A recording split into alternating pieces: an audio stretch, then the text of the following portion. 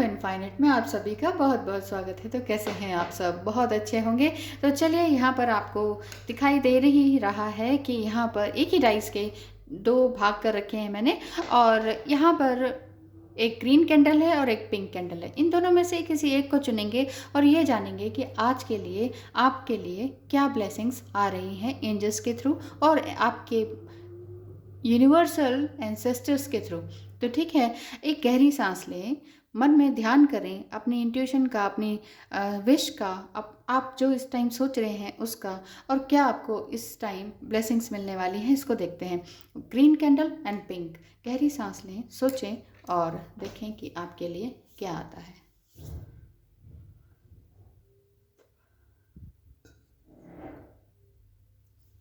आपने चुन ही लिया होगा और थैंक यू सो मच, आपने ग्रीन को चुना है। आज हम अब बात करते हैं कि आपने ग्रीन को चुना है तो आपके लिए कौन सा कार्ड आता है। कोई एक card, angels please any one card. ठीक है, इसको चुन लेते हैं और देखते हैं, किसी एक को चुन लेते हैं। ठीक है, देखते हैं आपके लिए क्या कार्ड है। इसको मैं रख देती हूँ इधर साइड में, और यहीं से हमने निकाला है ये कार्ड आया है आपके लिए। ये कार्ड क्या कहता है? Number 30, a blessings to lift sadness. आप शायद बहुत तकलीफ से गुजर रहे थे अभी तक, आपके अंदर बहुत तरह की सैडनेस आई है। जिन्होंने ग्रीन को चुना है उनके बारे में है। 30 साइन बनता है यूनिटी का, ट्रिनिटी का, माइंड, बॉडी एंड सोल को बैलेंस करने का। तो आपके लिए अ ब्लेसिंग्स टू लिफ्ट सैडनेस आया है। आपके अंदर जितनी भी अभी तक सैडनेस को क्या कहते हैं, उदासी अभी तक रही आपके मन में, उसको उभारने का टाइम आया है, उससे जूझने का टाइम आया है, उससे अलग होने का टाइम आया है। एंजल्स आपको यही ब्लेसिंग्स दे रहे हैं। आपको उदासी दूर करने की ब्लेसिंग्स मिल रही है। इस कार्ड का यही मतलब है। अगर डिटेल में बताया जाए, क्योंकि यहाँ पर आपको दिख रहा है कि एक नेकेड वुमन है जिसने अभी तक बहुत कुछ सहा और इस तरह से रैग्स जैसा पहना हुआ है कि जो कि परफेक्ट उसकी बॉडी को फिट भी नहीं हो रहा है, अनस्टिच जैसा है और अजीब सा ड्रेस पहना हुआ है, हार्ड सा, और तक हालत ऐसी ही है कि तकलीफ़ में है। और लेकिन यहाँ पर बटरफ्लाई भी है। आपने सहा बहुत कुछ है अपनी लाइफ में, बहुत स्ट्रगल किया है। तो इससे, इस कार्ड से यही दिख रहा है कि उदासी एक अजीब तरह की आपका फ्रेंड है, अभी तक बन चुका है। आप हमेशा उदास रहना सीख गए हैं। जीवन में निराशा की धुंध फैल रखी थी अब तक, तो या अभी भी है, तो शायद आपको ग्रोथ करने से वो रोक रही थी। तो अंदर की आग को आपने एक तरह से ख़त्म सा कर दिया था कि आपके अंदर कुछ जुझारूपन है, कुछ करने का पैशन है, कुछ थॉट पैटर्न ऐसा था आपका कि मुझे ये करना है, वो करना है लाइफ में। लेकिन किसी पर्सन की वजह से या किसी सिचुएशन की वजह से आपको वो सब नहीं मिल पा रहा जो आप चाह रहे थे। पर इससे आपको सीखना ज़रूरी है कि आपके दिल में खुशियों के फूल खिल रहे हैं, आपके चेहरे पर फिर से मुस्कान आ रही है, खुशी से आपकी आंखें चमक रही हैं, आपके पैर खुशी से थिरक रहे हैं। बस आपको ये लग रहा है, क्योंकि अब तक आपने बहुत कुछ सहा, बहुत कुछ मांगते रहे, ईश्वर से प्रे करते रहे, वो नहीं मिला। तो अब आपको लग रहा है बस ठीक है, क्योंकि अब मैं कोकून अब तक बनी थी, अब मैं बटरफ्लाई बन गई हूँ या बन गया हूँ। इस तरह की फीलिंग्स आपको आ रही है और अब आप अपनी ही कंपनी को एंजॉय करना सीख गई हैं या सीख गए हैं। अपने ही एक्सपीरियंस को शेयर करने में आपको बहुत अच्छा लग रहा है, बहुत सुख प्रदान कर रहे हैं आप। और दुख से आपको ये लग रहा है कि बस दुख भी एक चीज़ है और सुख भी एक चीज़ है, आपको ये लग रहा है। अब आपको पहले दुख से डर लगता था या घृणा होती थी, वो सब नहीं हो रहा है। अब आप ये समझ चुके हैं कि अब आप हायर सेल्फ में आ चुके हैं। आपको पता चल गया है हायर सेल्फ या हायर कॉन्शियसनेस क्या है। आप को ये समझ में आ चुका है कि मैं अब तक गर्त में थी, बिल्कुल नीचे थी, मैं बिल्कुल नेगेटिविटी में जी रही थी या जी रहा था। ये फेमिनाइन एनर्जी दिख रही है इसलिए मैं थी बोल रही हूँ। अधिकतर फेमिनाइन ही दुखी रहती हैं। उसका रीज़न क्या है कि वो उतना लॉजिकली सोच नहीं पाती हैं, उस छल और कपट को समझ नहीं पाते हैं जो कि एक मेल पर्सन करता है उसके साथ। तो सभी मेल पर्सन ऐसे नहीं होते, बट 90% तो इतने ही होते हैं, ऐसे ही होते हैं। बाकी 10% को आप ये लगा लीजिए कोई साधु हैं, संत हैं, बहुत महान आत्मा और शांत आत्माएं हैं, और सभी नहीं होते। आप ये नहीं कह सकते हाँ भाई हमारे एंसेस्टर्स बहुत अच्छे थे, मेल पर्सन बहुत अच्छे थे, आपको नहीं पता कि वो किसके साथ क्या करते थे, है ना। ऐसे ही आपके साथ कौन क्या कर रहा है, कोई मेल पर्सन है, कोई फ्रेंड है, कोई घर में है मेल, तो वो आपके साथ क्या गलत व्यवहार कर रहे हैं इमोशनली, मेंटली, फिजिकली, वो किसी और को बताने लायक नहीं होता है। तो ऐसा क्यों होता है, क्योंकि फीमेल ही क्यों दबती है। फीमेल इमोशनल बहुत ज़्यादा होती हैं और फीमेल रिसेप्टिव मोड में रहती हैं कि हाँ ठीक है, और प्लस देती रहती हैं, गिविंग नेचर होता है। इसीलिए मैं कहती हूँ वो स्टार सीड हैं, लाइट वर्कर हैं, इंडिगो चाइल्ड हैं, एज अ रेनबो चाइल्ड वो होती हैं। मतलब फादर स्काई होता है और पृथ्वी एक मदर होती है। तो जो फीमेल बॉडी है वो एक अर्थ की तरह ही है, मदर अर्थ की तरह है, वो हमेशा देती रहती है, चाहे उसको कितना ही पनिश किया जाए, कितना ही तंग किया जाए। अब जैसे हम अर्थ को भी कितना डिगिंग करते हैं, मतलब बिना सोचे समझे उसमें सब कुछ हम खनन उत्खनन क्या क्या चलता रहता है। पृथ्वी ये थोड़ी चाहती है कि उसे इतना बुरी तरह से चोट पहुंचाई जाए, बम लगाए जाए, ये सब। लेकिन ऐसा ही आजकल स्त्रियों के साथ भी हो रहा है। चलिए उस तरफ नहीं जाएंगे। बात ये करते हैं कि रिसेप्टिव मोड में होती हैं, इस वजह से वो सब कुछ सहती जाती हैं, और देने का भी बहुत नेचर होता है, इसलिए वो सब कुछ दे देती हैं, तन भी, मन भी, धन भी। लेकिन जो मेल पार्ट होता है, उनका पार्टनर होता है, वो एक तरह से उन्हें डिच करके चले जाते हैं। वो डिच भी तभी करते हैं क्योंकि उन्हें ऐसा, ये फीमेल पार्ट जो है ना, एक इजी गोइंग लगता है हर चीज़ में, कि उन्हें सब कुछ मिल जाता है, उनको प्लेजर भी मिल जाता है, बॉडीली फिजिकली प्लेजर, उन्हें धन भी मिल जाता है उससे, और ठीक है थोड़ी सी एनर्जी, अच्छी लविंग एनर्जी भी मिल जाती है, और कहीं से तो उनको मिलती नहीं। ऐसे मेल जो हैं वो इस तरह का बिहेवियर करते हैं। ऐसे मेल जो हैं वो खुद ही डिस्टॉर्टेड होते हैं, इसलिए उन्हें समझ नहीं आता कि उन्हें फीमेल के साथ कैसा बिहेव करना है। सभी मेल की बात नहीं कर रही हूँ, बहुत कम मेल होते हैं, आप कहीं भी रिसर्च कर लीजिए, बुक्स पढ़ लीजिए, उससे मैं बता रही हूँ। ऐसा नहीं है कि ये सिर्फ मेरी सोच है। आप बुक्स पढ़ लीजिए, ढेर सारी बुक्स में यही लिखा है। इवन महात्मा वगैरह जो भी हैं हमारे देश में, वो यही कहते हैं कि अधिकतर रिसेप्टिव मोड में फीमेल होती हैं, इसीलिए गिविंग करती हैं, और इसी वजह से वो सैडनेस में भी आ जाती हैं। तो अब आप समझ चुकी हैं कि मैं अब तक जितनी भी सैडनेस थी वो मेरे अंदर थी। अब मुझे अब किसी चीज़ से डर नहीं है, मुझे किसी से भी दुख नहीं है। अब दुख दोबारा भी आए तो मैं उससे डरने वाली नहीं। दुख में टाइम को बैलेंस करना आपको आ गया है, इसलिए आपके लिए ये कार्ड आया है। और अपने आप को हल्का और जॉयफुल और लाफ्टर से भरा हुआ अब आप पा रही होंगी। अब आप बहुत खुश रह रही होंगी, बहुत जॉयफुल रह रही होंगी, चाहे लाइफ ने ऐसा ट्विस्ट करके निचोड़ के रख दिया आपको, लेकिन फिर भी आपको लग रहा है नहीं, life is still beautiful and joyful. तो ऐसा आपको लग रहा होगा। जिन्होंने ग्रीन कैंडल चुनी है, आपका हार्ट चक्र भी ओपन हो चुका होगा, इसलिए भी आपको ग्रीन अट्रैक्ट किया होगा। आप बहुत खुश रह रही होंगी, और आपको धोखा देने वाले मेल पर्सन या कोई भी, ऐसे तो कहते हैं ना कि औरत ही औरत की दुश्मन होती है, तो वो भी अगर कोई आपकी इस तरह से दुश्मन है तो वो भी सोच के हैरान होंगी कि क्या इतना हंसी खुशी, इतना सब कुछ जॉयफुल नेचर कैसे हो गया, इसको तो हमने इतना प्रताड़ित किया था। तो कहते हैं ना, अपने दुश्मन को नीचा दिखाना हो ना, तो उसके आगे हमेशा मुस्कुराते रहिए, मुस्कुराते रहिए, खुश रहिए मन से, सिर्फ मुंह से नहीं, अदरवाइज चुरियाँ पड़ जाएंगी। मन से खुश रहिए, खूब खुश रहिए, यही मैं आशा करती हूँ। And thank you so much कि आप भी बहुत खुश और खुश मिजाज हैं, और खूब दिल से उस जॉय को पहचान चुकी हैं, अपने आप को पहचान चुकी हैं, बटरफ्लाई बन चुकी हैं। थैंक यू सो मच जिन्होंने आज ये a blessing to lift sadness को चुना, ग्रीन कैंडल को चुना। चलिए अब बात करते हैं ग्रीन कैंडल के बाद पिंक कैंडल जिन्होंने चुना। पिंक कैंडल जिन्होंने चुना है उनके लिए क्या ब्लेसिंग्स आती हैं, देख लेते हैं। पिंक कैंडल चुनने वालों के लिए क्या ब्लेसिंग्स आती हैं, ये देख लेते हैं। ओनली वन कार्ड को चूज़ कर लेते हैं और इसे हमने साइड कर दिया। अब देखते हैं आपके लिए वन कार्ड में क्या ब्लेसिंग आई है। Wow, the beautiful card 37, a blessings for unity here, a blessing for unity where once there was division. Beautiful card है, देख रहे हैं आप यहाँ पर।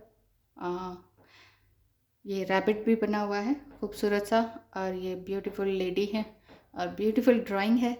तो इसको ये बारे में हम पढ़ना शुरू करते हैं कि आपने जिन्होंने ये पिंक कैंडल को चुना है वो आपके लिए क्या कहते हैं। यहाँ पर आपको दिख रहा होगा चांद भी बना हुआ है, क्रिसेंट सा और ब्यूटीफुल सा।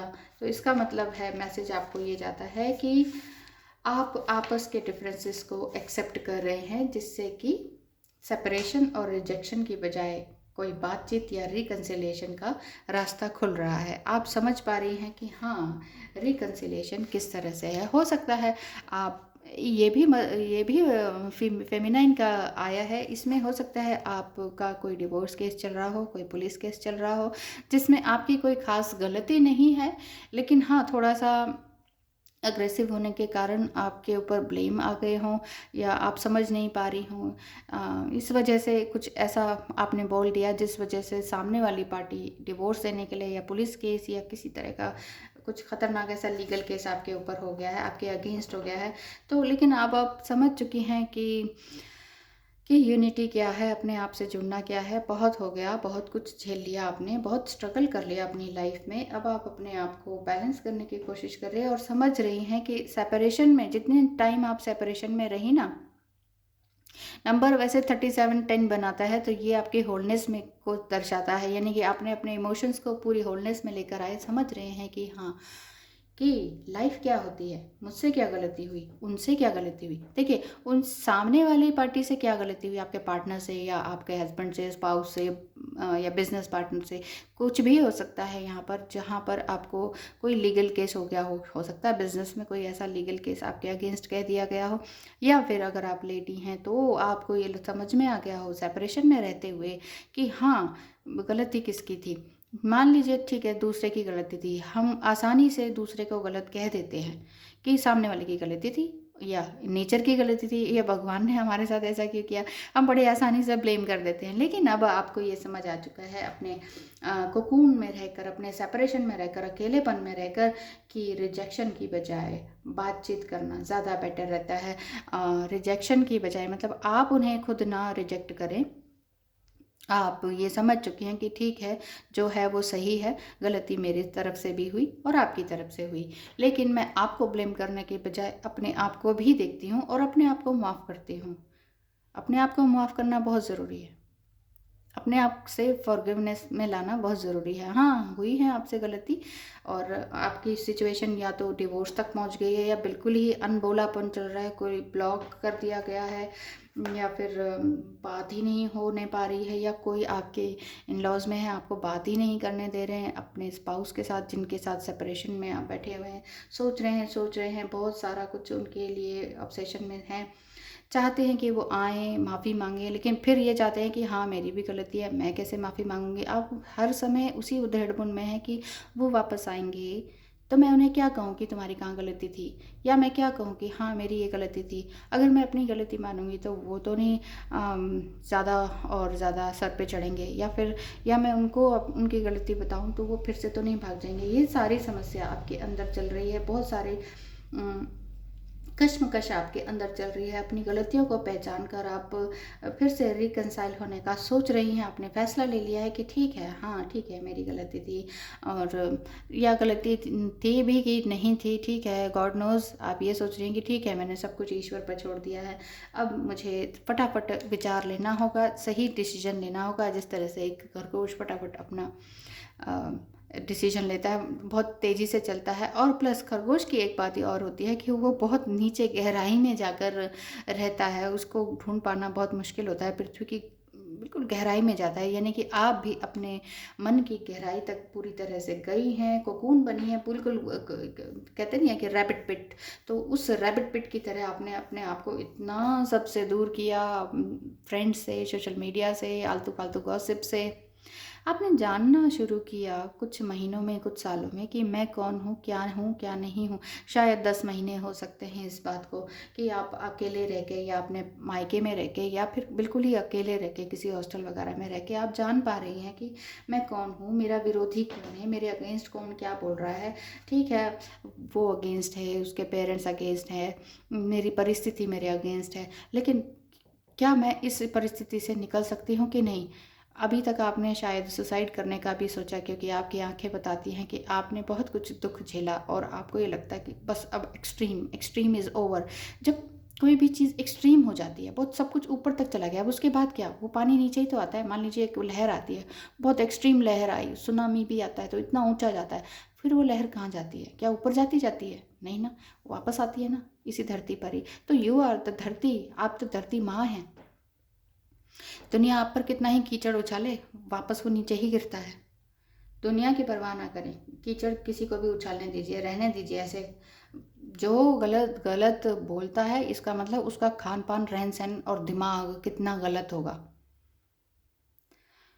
फिल्दी जो खाता है वो फिल्दी ही बोलता है, वो फिल्दी ही कमेंट करता है, चाहे सोशल मीडिया पे कमेंट करे, चाहे आपके ऊपर कमेंट करे, आपके कैरेक्टर के ऊपर कमेंट करे, आपको बिना बात में नीचा दिखाए। जो जो जिसकी जैसी लाइफस्टाइल, जैसा फिल्दी इन्वायरमेंट, जैसा फिल्दी माइंड, वैसा ही फिल्द वो आपके ऊपर फेंकेगा। तो डोंट वरी, नथिंग, किसी भी चीज़ से डरने की ज़रूरत नहीं, किसी भी चीज़ की परवाह करने की ज़रूरत नहीं। बहुत हो गया। अब अगर आपको ये लग रहा है कि बस बस बहुत हो गया, अब मुझे किसी की नहीं सुननी, अब मुझे अपने आप को संभालना है और मैं समझ चुकी हूँ ह्यूमिलिटी क्या है और सही गलत क्या है। तो भगवान करे कि आप सभी जो भी इस चैनल को देख रहे हैं और इस वीडियो को देख रहे हैं, जिन्होंने पिंक टाइस को चुना है, पिंक कैंडल को चुना है, और मैं यही चाहती हूँ कि ईश्वर करे आपके साथ वही सब हो जो वो आप सही में अपने साथ चाहती हैं। मतलब कि आप चाहती हैं कि मैं अब खुद जीऊँगी और दूसरों को भी जीने दूँगी, मुझे किसी की परवाह नहीं, और ना ही मैं किसी को ऑब्सेशन करती हूँ कि वो मेरे जीवन में आए। अब मैं खुश हूँ अपने आप में, जिसको आना है आए, जाना है जाए, मुझे किसी बात से फ़र्क नहीं पड़ता।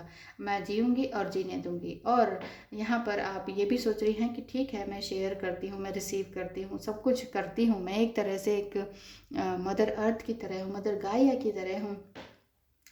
तो अब मुझे यूनाइट होने में कोई देर नहीं। मैं इस हॉराइज़न को पहचान चुकी हूँ, आसमान क्या है, धरती क्या है, सूरज क्या, चाँद क्या है, सही क्या, गलत क्या है, ईमानदारी क्या है, सच्चाई क्या है। और देखिए, हमेशा ईमानदारी, सच्चाई और सच का ही हमेशा पलड़ा भारी भारी होता है। चाहे आप किसी भी फील्ड में चले जाइए, बिजनेस देख लीजिए, एंटरप्रेन्योरशिप देख लीजिए, पॉलिटिकल देख लीजिए, पढ़ाई देख लीजिए, लिखाई देख लीजिए, घर देख लीजिए, रिलेशनशिप देख लीजिए, लिव इन देख लीजिए, एक्स्ट्रा मैरिटल देख लीजिए, ट्विन फ्लेम जर्नी देख लीजिए, मेल फीमेल बॉडी की पोलैरिटी देख लीजिए, दो दो दो फीमेल की भी फ्रेंडशिप देख लीजिए, दो मेल की फ्रेंडशिप देख लीजिए, बिजनेस पार्टनरशिप देख लीजिए। जहाँ सच है उसकी जीत होती है, सच्चाई की हमेशा जीत होती है, चाहे थोड़ा देर से मिले, लेकिन सच्चाई की हमेशा जीत होती है। तो इसलिए आप हमेशा सच्चाई के साथ बढ़ें आगे, और दूसरों को भी सच्चाई के साथ बढ़ने के लिए अग्रसर कर रही हैं, ये आपने सोच लिया है। अब इस यूनिटी आपके लिए ही है। तो जिन्होंने ये पिंक कैंडल चुना, उनको बहुत सारी ब्लेसिंग्स हैं मेरी तरफ से भी, ईश्वर की तरफ से भी। ईश्वर और यूनिवर्स आपको यही कह रहे हैं कि अब आप अपने आप से एक हो गए, अब आपको कोई जुदा नहीं कर सकता, अब आपके लिए कोई किसी भी तरह की कमी नहीं रहेगी। Abundance of everything you will receive, है ना। Thank you so much for watching, all the best.